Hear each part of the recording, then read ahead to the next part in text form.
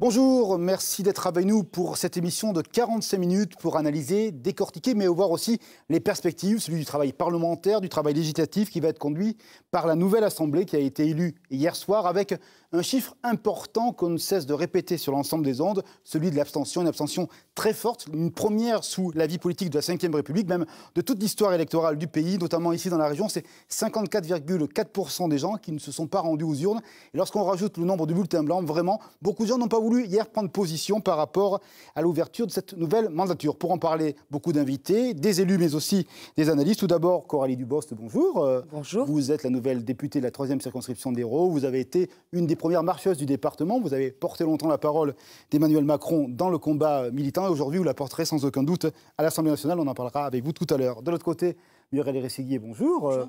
Vous êtes, vous, parlementaire, député pour la France Insoumise, 2e circonscription de Montpellier et vous étiez conseiller régional, mais vous avez dit que vous appliquiez le non-cumul, donc oui, vous serez seulement parlementaire. À vos côtés, Patrice Pratt, bonjour. Bonjour. Donc je pense que les gens vous connaissent, vous avez été le maire de l'Audun, vous avez été parlementaire socialiste pendant la dernière mandature, vous avez décidé de quitter à la fois le Parti socialiste et de ne pas renouveler votre candidature.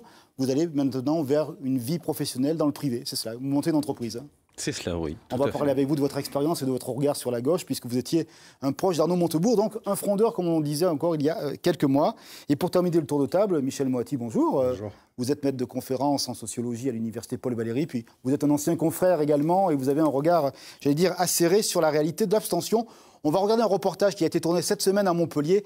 Les raisons qui ont conduit les gens à ne pas se déplacer, vous allez voir, elles sont multiples. Il y a une forme de lassitude qui s'est installée dans le corps électoral. Reportage Caroline Agulot. Jamais une élection législative n'avait fait se déplacer si peu de monde. Dans la région, seulement un électeur sur deux est allé voter. Alors est-ce l'expression d'un désintérêt pour la politique ou bien le symptôme d'une lassitude très forte vis-à-vis de la classe politique? Sincèrement, je ne me suis pas intéressée du tout.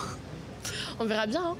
Voir tous ces gens de gauche qui votent à droite et ces gens de droite qui votent à gauche, ça me fatigue. Vous ne croyez pas à cette vague de renouvellement? Absolument pas. Si on veut faire une vague, il faut nettoyer la vague d'abord. Donc Ferrand, Bayrou, hop, dehors. Les affaires successives, l'absence de débat ont joué un rôle dans cette désertion des bureaux de vote. Une abstention plus marquée encore chez les ouvriers et les jeunes, 65% d'entre eux n'ont pas voté. Moi, je ne m'identifie pas aux candidats qui sont proposés. Donc finalement, je finis par voter par défaut, tout simplement. Ça vous intéresse, les élections? Je ne sais pas vraiment à quoi elles servent, donc non, pas vraiment. Qu'est-ce que vous attendez? Du changement. Dans certains bureaux de vote à la Paillade, l'abstention dépasse les 80%. Un record qui puise son origine dans un sentiment d'abandon. On a l'impression qu'on vote mais pour rien en fait. C'est parce qu'il y a eu le vote blanc par exemple ne compte pas et je trouve ça très dommage. Franchement, au fond de moi, je m'en fous. Moi je m'en fous et mes collègues c'est la même chose. Parce que ça aboutit à rien, il n'y a pas de travail, il n'y a rien, ça ne rapporte rien. Donc on vote n'importe lequel, personne ne vote. Cette démobilisation serait-elle finalement, au moins en partie, le signe d'une fatigue démocratique des électeurs? Une question qu'on va aborder, on fera du ping-pong aussi avec l'extérieur puisque nous attend en Lozère M. Morel-Huissier, le député Les Républicains du département. Et puis on ira également à Perpignan avec M. Alliot, député de la 2e circonscription de ce département. Michel Moati, fatigue démocratique, c'est un terme qui revient de manière incessante. Vous en pensez quoi avec votre regard de sociologue? Écoutez, plusieurs choses. D'abord fatigue, j'ai l'impression que c'est quand même une fatigue qui vient de loin. On fait mine un peu tous de découvrir le taux d'abstention, de découvrir que les Français étaient un peu fatigués du jeu politique traditionnel, mais tout ça, il y avait quand même un certain nombre de signes qui annonçaient à la fois un renouvellement, ou en tout cas un besoin de renouvellement, et aussi un désintérêt ou une défiance vis-à-vis, sans doute pas de la politique, mais du personnel politique. Et ça a été, je pense, acté par à la fois les présidentielles et par les législatives qui ont suivi. Coralie Dubost, c'était votre premier engagement militant, politique. Oui. Pourquoi il n'y a pas eu vraiment ce mouvement? Il y a eu beaucoup de marcheurs, mais après, on a l'impression que c'est un peu plus intermittent, cette réalité-là. Vous comprenez ce phénomène d'abstention? Il y a plusieurs niveaux de réponse. Pour En Marche, ce qui est certain, c'est qu'après la présidentielle, nous avons continué à l'échelle départementale à avoir de nouvelles adhésions, plus d'adhérents, plus de militants. Donc de ce point de vue-là, l'engouement pour cette nouvelle façon de faire de la politique ne s'est pas éteint. En revanche, il est certain que l'abstention qui est celle des législatives à la fois au premier et plus encore au second tour, elle interroge. Effectivement, je rejoins ce qui a été dit précédemment. Je pense qu'il y avait des signes annonciateurs et qu'il y avait déjà urgence précédemment, qu'il y a d'autant plus urgence désormais et qu'elle invite absolument tous les parlementaires élus, bien au-delà des clivages, à beaucoup de responsabilités dans le mandat à venir. Responsabilité, c'est un terme que vous partagez, Madame Resiguier? Oui, complètement. Je pense qu'on ne peut pas faire comme si ça n'existait pas. Forcément, ça nous interroge. Ce n'est pas la première fois que l'abstention monte. Ce n'est pas la première fois aussi, quand on discute avec les gens, qu'on sent un sentiment d'abandon, voire de dégoût ou de colère selon les quartiers. Donc c'est une problématique à laquelle les gens en place ne s'attachent pas trop, parce que ça leur permet aussi de continuer à rester en place et d'être élus. Parce qu'il ne faut pas se leurrer, si les gens des quartiers se mettent à voter, ils n'auront pas forcément les mêmes votes. Donc ceux qui sont déjà en place n'ont pas forcément intérêt à changer les règles du jeu pour permettre à tous ceux qui ont abandonné ou qui ne croient plus en la démocratie actuelle de s'investir. Notre tâche à nous, qui sont nouvellement élus et qui ne faisons pas partie de ce marigot-là, c'est justement d'aller voir les gens. Nous, on s'est attaché beaucoup, parce que dans la circonscription, il y a une grosse partie de quartiers populaires, à aller les voir, à discuter avec eux. Moi, je leur dis deux choses. Je leur dis, le pouvoir ne se donne pas, il s'arrache, c'est Boumedienne. Et je leur dis aussi, soyez acteurs de vos vies, parce que si vous ne prenez pas les clés, si vous ne vous investissez pas, c'est pas eux en haut, les gens d'en haut, qui vont venir s'intéresser à vous. Il faut y aller, il faut s'investir, il n'y a pas d'autre solution. On a vu aussi qu'il n'y a pas un désintérêt pour la chose politique.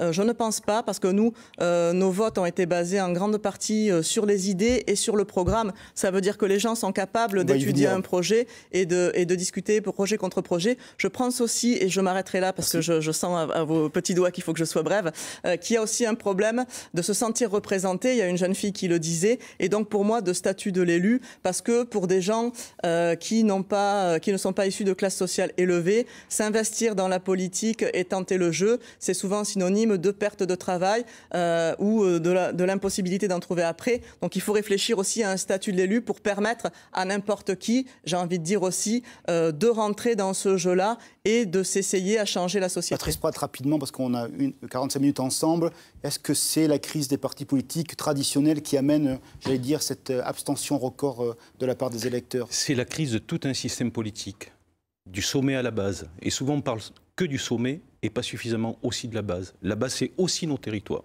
Donc ça part de nos territoires, cette crise-là, jusqu'au sommet. C'est aussi bien sûr celle des partis politiques. C'est un système qui est à bout de souffle de manière générale, également sur le plan institutionnel. Et je pense qu'il y a des correctifs aussi à apporter, sans chercher des grandes révolutions institutionnelles. Mais pour autant, il y a des points, des axes de progrès pour faire évoluer positivement les choses. Louis Alliot, bonjour, vous êtes à Perpignan. Quel est votre regard sur l'abstention? C'est une réalité qui vous inquiète, vous, nouveaux parlementaires à l'Assemblée nationale? Elle m'a toujours inquiété puisque je suis favorable au vote obligatoire. Je pense que c'est un droit, mais que c'est surtout le devoir du citoyen. Et je pense qu'à l'heure où partout dans le monde, en tout cas bien souvent, des gens se battent, meurent pour obtenir le droit de parler simplement, ou de communiquer, ou de voter, eh bien la France se paie le luxe de ne pas aller voter à plus de 55%. Je trouve ça inquiétant parce que l'abstention permet précisément la confiscation du système par les élites qui sont déjà en place. Et je pense que c'est une faute collective, mais c'est aussi, je vais dire, la faute de beaucoup de nos compatriotes qui, entre une élection et une autre, ne perçoivent pas très bien les enjeux qui sont ceux des élections, alors que pour l'Assemblée nationale, par exemple, on ne dit pas assez quelle est l'importance du député, du législateur, de l'Assemblée nationale dans le contrôle du pouvoir exécutif, et c'est pour ça sa mission essentielle. Vous avez un agenda serré, donc on va vous libérer rapidement. Premier commentaire sur vos résultats à l'Assemblée nationale. 8 élus, je crois, sur l'ensemble du territoire. C'est un résultat qui ne va pas vous permettre d'avoir un groupe, et ça, c'est une entrave pour le travail parlementaire, non?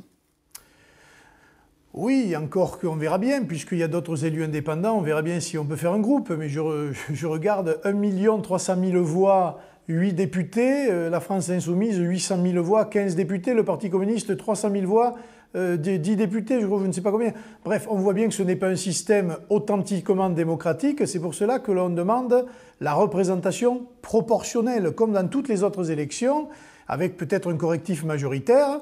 Mais là aussi, les gens ne vont plus aux urnes parce qu'ils ne se sentent pas représentés. Et je ne pense pas que l'Assemblée qui a été élue hier soit représentative de la diversité des opinions, des terrains, des quartiers ou des villes. Et là encore, nous allons vers des déconvenus assez rapidement. On va faire réagir l'ensemble de nos invités sur le plateau. Mais pour vous libérer, je vous propose d'écouter Gilbert Collard qui parlait hier soir d'une obligation de réformer un petit peu le fonctionnement du Front National. On l'écoute et vous nous donnerez votre avis sur la question. Je n'en reviens pas, nous n'en revenons pas de la désertion, le mot est fort, de notre électorat. Il a fallu ramer, trimer, les gens ne sont pas votés. Ils ne sont pas allés voter. Quelque chose a été cassé, qu'il faut réparer. Et moi, je veux œuvrer maintenant à la recomposition de la droite. Il faut des fenêtres, il faut des portes. Il faut qu'on s'ouvre. Et je m'adresse à la droite authentique. Des fenêtres, des portes, ça veut dire qu'il faut avoir une stratégie d'alliance beaucoup plus large autour de votre mouvement. Monsieur Alliot, vous êtes prêt à cette révolution culturelle proposée par Monsieur Collard qui vous accompagne ? Oh ben, ça fait longtemps, vous savez que moi j'essaye de discuter avec d'autres personnes. Sur ma liste régionale, vous aviez déjà des gens de chez Dupont-Aignan, des anciens adjoints de M. Baudis à Toulouse et des choses comme ça. Une large ouverture pour peu que l'on s'entende sur les idées. Mais là, l'abstention, elle est due aussi au fait que les classes populaires ne sont pas allées voter. Or, nous sommes le parti qui bénéficie du plus fort soutien des classes populaires, des ouvriers, employés, chômeurs, agriculteurs et même des jeunes. Ces personnes-là ne sont pas allées voter parce qu'elles considèrent que l'oligarchie a confisqué le pouvoir et que les élections législatives, ma foi, ne changeront rien au fait que M. Macron disposait déjà avant l'élection d'une majorité et qu'il imposera par la force du droit législatif ce que précisément une majorité de Français ne veut pas politiquement. Merci beaucoup, Monsieur Alliot, d'avoir été en direct Merci. depuis Perpignan. Coralie Dubost, je vous donne la parole. Vous représentez la majorité, le président ici. Il y a une volonté de changement législatif, en tous les cas, d'organisation du modèle électoral. Qu'est-ce que vous pouvez nous dire? Est-ce qu'il faut un peu plus de proportionnel dans ce système de majoritaire à deux tours? Alors la question de la proportionnelle, elle est très importante et je vais y revenir juste. Je voudrais réagir sur ce qui vient d'être dit. Ça me semble extrêmement dangereux, les propos qui viennent d'être portés. Au lendemain d'une élection, commencer à parler de confiscation, d'oligarchie, les termes d'hégémonie, il faut arrêter d'effrayer les Français.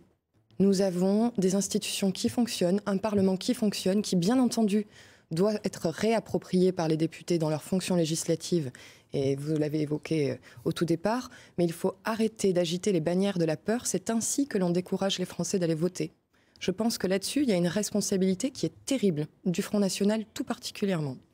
Sur la proportionnelle, nous y avons toujours été favorables, et je pense qu'effectivement, une réintroduction, non pas absolue, mais une partie, peut être discutée et irait dans le bon sens pour la représentation démocratique. Pour autant, je tiens quand même à souligner, sur le terrain, c'est une question qui ne m'a jamais été posée, un point qui n'a jamais été soulevé. C'est une excellente question entre politiques et avec les journalistes. En revanche, la question qui revient le plus souvent sur le terrain, c'est à quoi sert un député? Et moi, je pense que l'enjeu, il est là, c'est que dans 5 ans, plus personne n'est à vous poser cette question parce que la réponse lui semble évidente. Alors, il y aura bien évidemment différents moyens d'action, mais le sujet, il est véritablement là-dessus. Michel Moati, vous êtes d'accord, le système électoral, ça n'intéresse pas forcément le citoyen. Il faut que le député incarne, j'allais dire, un travail parlementaire de réflexion, de création du monde, d'accompagnement du monde. Encore une fois, plusieurs choses. Le système électoral, on peut le critiquer, ça a été fait plusieurs fois, ça a été fait presque à chaque fois qu'il y a une élection législative, on en revient à l'idée de la proportionnelle, etc. On l'a essayé une fois en 86, on a eu une trentaine de députés Front National, si je me souviens bien. Hier, il y a eu des simulations qui ont été faites, essayer de voir ce que ça aurait donné si ces élections législatives avaient eu lieu à la proportionnelle. Ça ne chamboule pas la représentation. On est sur une majorité moins vague, moins bouleversante que ça l'est, mais ça reste, les grands équilibres restent là. Donc on n'est pas non plus dans quelque chose qui changerait significativement la donne. On peut en mettre. Je ne suis pas politologue, donc je ne vais pas m'aventurer sur ce terrain-là. La question, par contre, importante, qui est posée par Louis Alliot, et auquel Coralie Dubost a répondu, il me semble, de manière intéressante, c'est de parler tout de suite de danger, de peur, mais encore plus d'illégitimité. Je trouve que ça, c'est très grave. C'est très grave parce qu'il y a abstention, le parti dominant serait illégitime. Mais qu'est-ce que ça veut dire? Juste, je finis. Ça voudrait dire que ceux qui n'ont pas participé à ce résultat auraient le droit, malgré tout, de le critiquer. Les absents ont toujours tort, et là, je trouve que c'est particulièrement vrai. Muriel Resiguier, est-ce que vous dites que le résultat entache d'illégitimité la nouvelle majorité parlementaire, comme le dit M. Alliot, ou est-ce que vous êtes forcément la majorité présidentielle? Je crois qu'il faut qu'on se pose la question. Alors oui, on est légitime parce qu'on a été élu, mais en même temps, on est obligé de se questionner en se disant qui représente-t-on vraiment? Et c'est vrai que c'est un piège, et c'est aussi pour les gens qui ne vont pas voter, en disant c'est notre manière de réagir, c'est notre manière de vous montrer qu'on ne veut plus que ça fonctionne comme ça, mais ce faisant, ils sortent du jeu. Et quand on sort du jeu, fatalement, on n'a plus droit à la parole. Donc moi, je les invite à rentrer dans le jeu, à jouer des coudes et à se saisir de ces questions-là et à bouleverser un peu notre manière de faire. Ce qui est certain, c'est que le mode de gouvernance qu'on a au niveau de la Ve République et au niveau des partis, je pense, n'est plus d'actualité parce que les gens ne le souhaitent plus. Et il ne faut pas oublier que nous représentons ces gens. Nous ne sommes pas des petits rois. Nous représentons les gens qui nous ont fait confiance et le peuple. Donc il faut tenir compte aussi de ce qu'ils veulent. Monsieur Morella-Lussier, bonjour. Vous êtes en direct de Mende. Vous êtes réélu député du département. Bonjour. Votre regard sur l'abstention, est-ce que vous partagez le constat dressé par Mademoiselle Dubost et par Muriel Resiguier sur cette abstention qu'il convient d'interroger, de ramener les citoyens vers les urnes? Oui, le problème, c'est que, bon, il y a les élections qui sont importantes. Il y a un moment électoral qui est très important dans notre département et dans notre pays, mais quel est le rôle d'un député aujourd'hui? Comment il fonctionne? À quoi il sert? Beaucoup de citoyens ne le savent pas. Et puis la machine législative est aujourd'hui assez catastrophique. J'ai fait 15 ans de députation. Il y a des discussions générales qui prennent des heures et des heures, parfois des jours. Il y a des amendements qui sont ridiculement déposés. On est aujourd'hui à la fin d'un système. Il faut réformer profondément la machine législative. Monsieur Prat, vous êtes d'accord, vous qui avez été député 5 ans? Je suis tout à fait d'accord. Moi, je pense qu'il faut réhabiliter le rôle du député. Et pour cela, il faut d'abord que les députés, en effet, se réapproprient les moyens qui sont à sa disposition. Bien sûr, dans sa fonction de législateur, mais aussi dans sa fonction d'évaluation et de contrôle des politiques publiques. Ça me paraît important, car souvent, on pense seulement au volet législateur. Et je pense que cette fonction également de contrôle et d'évaluation des politiques publiques est essentielle si on veut pouvoir améliorer et, là encore une fois, redonner du sens et de l'utilité dans votre vie de rôle parlementaire, de est-ce que vous avez eu le sentiment d'être entravé par la machine, de ne pas être suffisamment libre et souverain? Oui, j'ai eu ce sentiment-là, parce qu'il y a l'emprise des partis, il y a la discipline de groupe, il y a toutes les pressions qu'on peut avoir de part et d'autre, et sur ce plan-là, j'aurai d'autres occasions pour en parler. Donc, en effet, que nous sommes entravé et que d'une certaine manière on est un peu piégé par le système. Vous avez vécu l'enfer comme frondeur au Parti Socialiste ou pas? Si j'osais, je dirais que j'étais pas un frondeur encore là. Sur ce point, j'étais peut-être un peu atypique. Moi, ce que je reprochais, c'était surtout la méthode de gouvernement et cette brutalité. Et en effet, je souhaitais ne pas me laisser commander ou diriger sur des points qui me paraissaient essentiels. Donc j'ai pu me démarquer. Mais j'ai trouvé très vite des limites à la fronde. Moi, je considère aujourd'hui qu'il faut du courage, mais qu'il faut aussi de la cohérence et de la clarté dans le débat politique. Et les frondeurs, au final, ont jeté un peu plus la confusion dans le paysage. Et j'étais partisan, pour ma part, de sortir à un moment donné du Parti Socialiste, car quand on est, comme je le fus, signataire d'une motion de censure pour la voter, c'est que je considère à ce moment-là qu'on n'appartient plus à la majorité et qu'il faut clarifier sa position. C'est donner plus de clarté, de cohérence à l'action et à nos positions. Et pour cela, je souhaitais promouvoir une nouvelle offre politique. Finalement, elle est venue d'ailleurs et en tout cas, ça partait de ce diagnostic-là. On va retourner en Lozère avec donc l'élection de Pierre Morella-Lussier, sa 4e élection.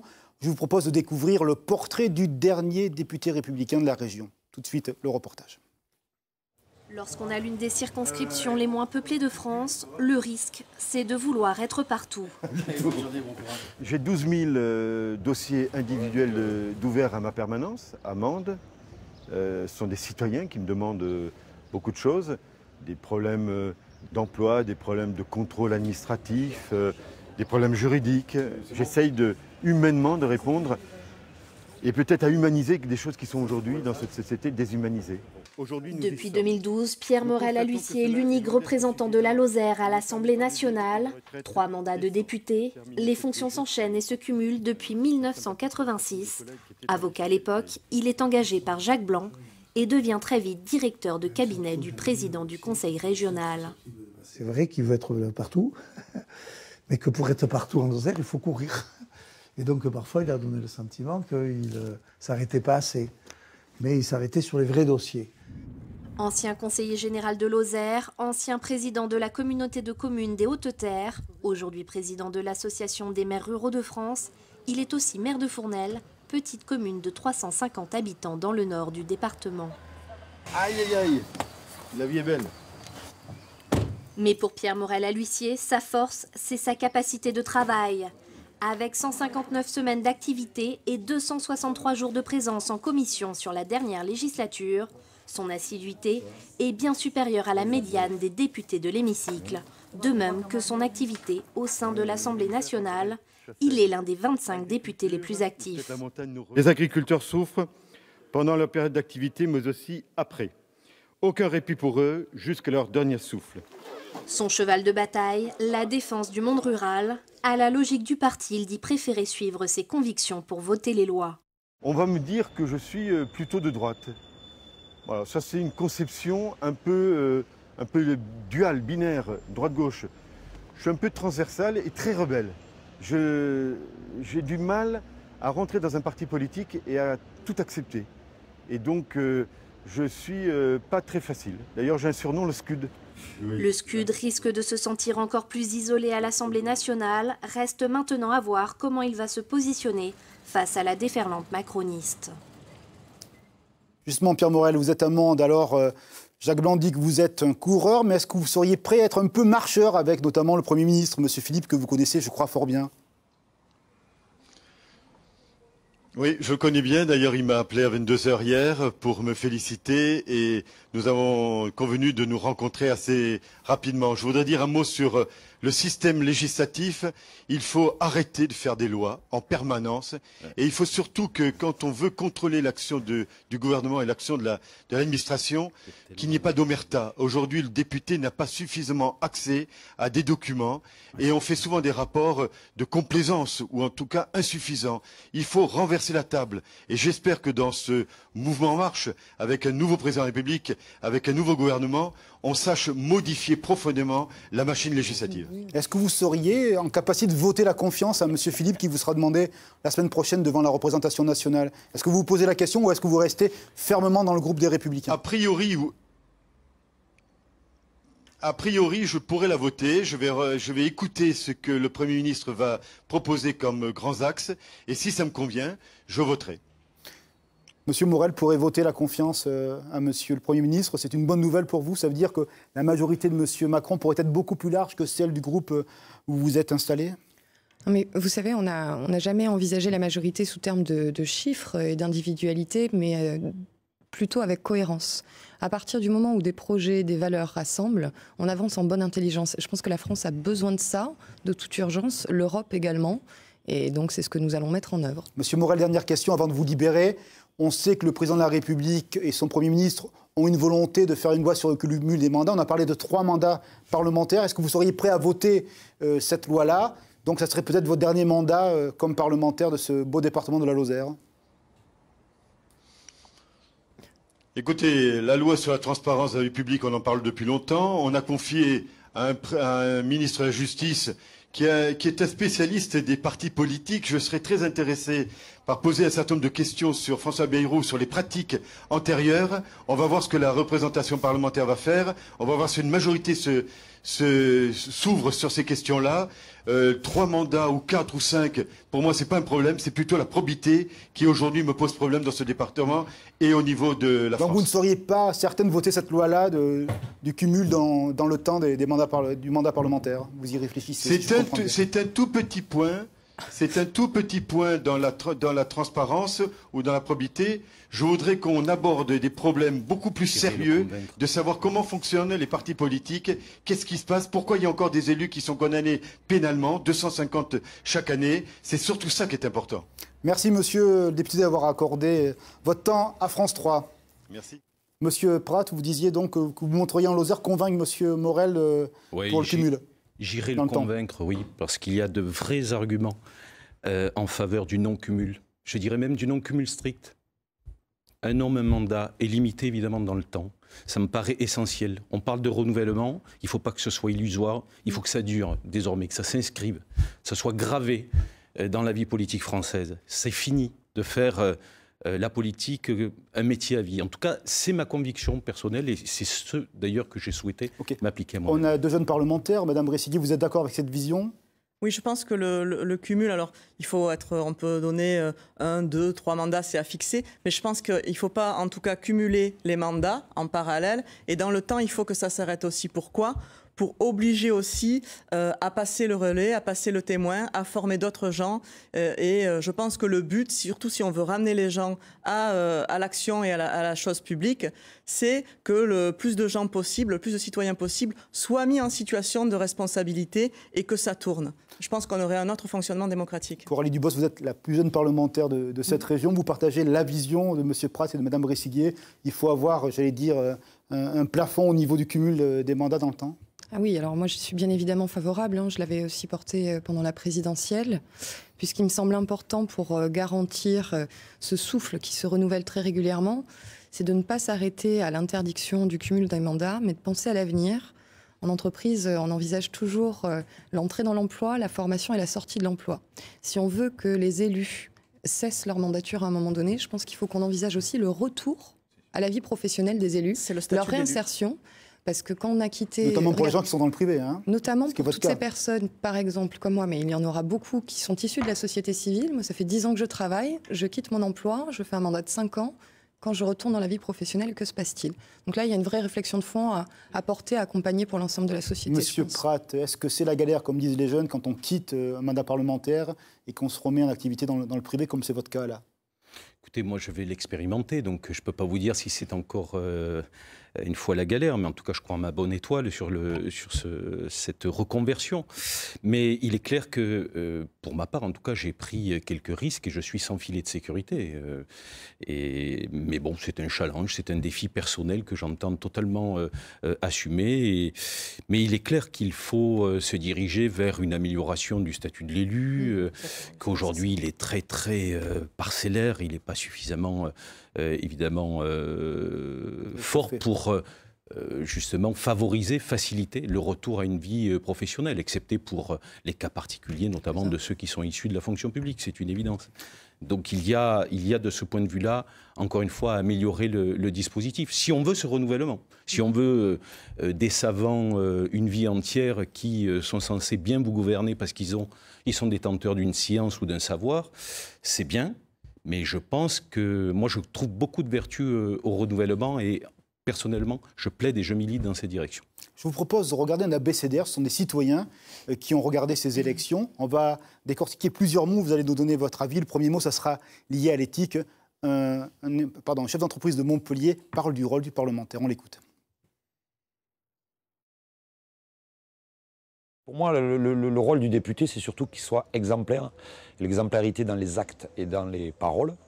Alors déjà, à l'Assemblée nationale, il faudrait que les députés y soient. Donc moi, si on pouvait gérer ça comme une entreprise, c'est-à-dire qu'il y aurait pratiquement des pointeuses à l'entrée de l'Assemblée nationale, ça serait pas mal du tout. Parce qu'un salaire minimum entre 5 000 ou 8 000 euros net, sans parler de tous les avantages qui cumulent à côté, et ne pas être présent à l'Assemblée nationale pour représenter le peuple, pour moi, ça me paraît vraiment pas normal. Michel Moati, alors le mot éthique, est-ce que vous croyez que le citoyen y est très attaché ? Bien sûr.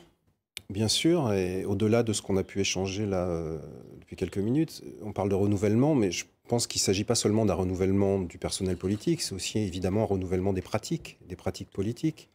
Est-ce qu'on peut vraiment renouveler les pratiques politiques? Est-ce que le pouvoir n'a pas une ontologie qui oblige toujours au même fonctionnement? Mais on n'a pas le choix. Combinaison. On n'a pas le choix. Enfin, ils n'ont plus le choix. Eux n'ont plus le choix. Doublement, ils ont été élus dans un élan, malgré tout. Tout le monde parle de... On était dans une nation complètement traumatisée, déçue, sans enthousiasme, etc. Là, il y a un enthousiasme. Il y a un enthousiasme qui, y compris envers votre candidat Jean-Luc Mélenchon au premier tour, il y a eu un enthousiasme partagé sur des nouveaux visages, des nouvelles têtes, des nouvelles propositions politiques qui font qu'on ne peut pas se passer de ce renouvellement des pratiques. Et une deuxième raison, c'est que cette déception...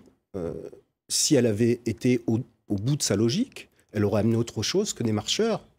On parlait d'une victoire presque prévue, indiscutable, ou en tout cas probable, des extrêmes, de Marine Le Pen, de l'extrême droite. On en était à des scénarios catastrophes il y a encore 1 an ou 1 an et demi. Donc, quand je dis n'ont pas le choix, vous n'avez pas le choix parce que vous êtes les derniers dépositaires de cet élan, de cet espoir. Il y en a eu d'autres. Il y a eu 81, il y a eu... même Sarkozy était dépositaire d'une forme de renouvellement de quelque chose. On a vu ce que ça donnait, mais au moment de son élection, il était dépositaire de ça. Des gens voulaient changer un certain nombre de choses. Quand Mitterrand et l'Union de la gauche ont gagné en 81, c'était bien pour... Tout ça a été déçu, tout ça a été presque balayé. Et le dernier coup de balai, c'était hier soir. Vous êtes arrivé à l'Assemblée nationale, j'ai envie de dire, sur un champ de ruines. On va venir voir Coralie Dubos pour conclure cette partie, mais... Muriel Resiguier, éthique, c'est un élément important pour vous.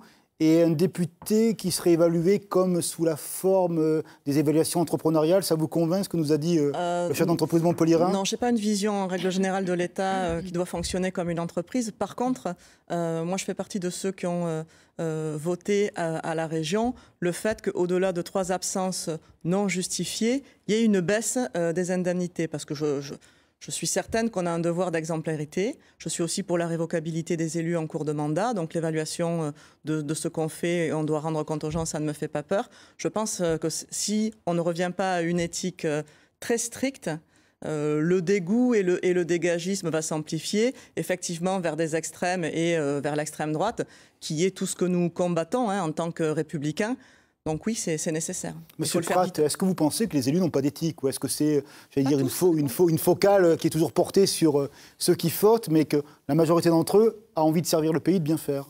Mais bien sûr que la majorité d'entre eux a envie de bien servir le pays. En revanche, je considère pour ma part qu'il y a des... Enfin, lorsque j'ai quitté le Parti socialiste, j'ai fait une lettre que j'ai rendue publique où je parlais du triptyque renouvellement des générations, renouvellement des idées, renouvellement des pratiques.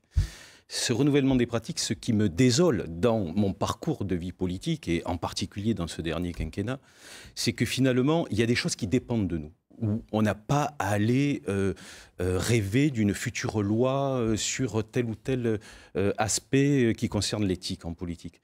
Par exemple, de ne pas recruter une personne de sa famille dans son équipe parlementaire me paraît tellement frappé du bon sens que j'ai du mal à penser que certains aient continué encore à entretenir ce type de fonctionnement. Avoir une société de conseil et avoir des parts dedans en période où vous exercez des responsabilités d'élu, ça me laisse encore une fois interrogatif. Bref, il y a des choses qui dépendent de nous, sans attendre des lois. Et quelque part, quand je vois que ces pratiques persistent, perdurent, je me dis qu'on est vraiment déconnecté, encore une fois, de la vraie vie, comme disait Rimbaud. Coralie Dubos, donc on a vraiment l'impression que votre majorité, votre exécutif, porte, j'allais dire, une obligation de résultat. C'est ce que nous dit Michel Moati. Vous êtes tout à fait d'accord avec cette vision-là. Il ne faudra pas se louper. Ce qui est certain, c'est que la responsabilité, elle est immense. Elle est immense. En seulement 5 ans, il y a énormément de choses à faire, à commencer par l'éthique, mais pas seulement. Pas seulement. Je pense que le fond amènera aussi beaucoup de responsabilisation et d'éthique supplémentaire. Donc il faudra être intransigeant dès qu'un élu fautera dans votre mouvement, il faudra le sanctionner très fortement. En fait, il y a à peu près tout à réinventer. Dans le fonctionnement, je rejoins tout à fait ce qui a été dit précédemment, dans le sens où il faut renouveler les pratiques, il faut les changer. pour le coup, nous ne serons pas d'accord avec Madame Resciguier, mais je vais le prendre. Voilà, ça risque d'arriver d'autres fois. Mais si je prends la conduite du changement d'entreprise, c'est tout à fait possible. Ça s'accompagne, ça se travaille, ça se fait à plusieurs. Et là où je me sens tout à fait en confiance, c'est que chez En Marche, depuis l'origine, nous avons toujours été consultés, nous avons toujours été amenés et portés à l'autocritique. Nous avons toujours eu une marge de manœuvre. Et je pense que nous allons apporter cette façon déjà nouvelle de faire de la politique à l'Assemblée. Merci. Un autre thème, celui du vivre ensemble. Je vous propose d'écouter un regard d'un citoyen. Nous en parlons tous ensemble. Si j'étais député, je mettrais tout en œuvre pour lutter contre la pauvreté, la disparité sociale et la xénophobie. Moi, je favoriserais la vie associative parce que je pense que c'est vraiment important. Et ça serait peut-être pas mal que tous les citoyens puissent donner à un moment ou à un autre un petit peu de leur temps pour aider le milieu de l'insertion qui en aurait bien besoin. J'aimerais que le maintien à domicile soit plus valorisé dans le sens où quand on fait du maintien à domicile, il faut se donner les moyens de maintenir les gens à domicile, que ce soit des personnes âgées ou des handicapés. Je suis assez d'avis de remettre un petit bout de service militaire parce qu'au moins ça donne une lignée aux gens et ça leur donne un chemin par rapport à l'État. On a abandonné toute une génération, donc ils n'ont pas d'éducation. Ils rencontrent la première autorité quand ils rencontrent l'entrepreneur, c'est-à-dire que nous on rencontre des enfants.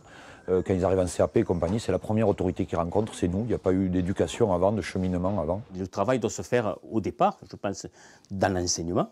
Un enseignement où l'on partage, où l'élève prend la parole pour exprimer ce qu'il a envie, prend la parole pour raconter ce qu'il a fait, prend la parole pour dire « je suis différent » ou prend la parole pour parler de sa communauté.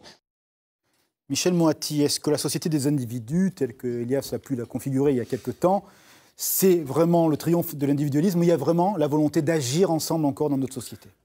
Alors, ça on l'entend beaucoup et on l'entend beaucoup quand on parle des jeunes en particulier.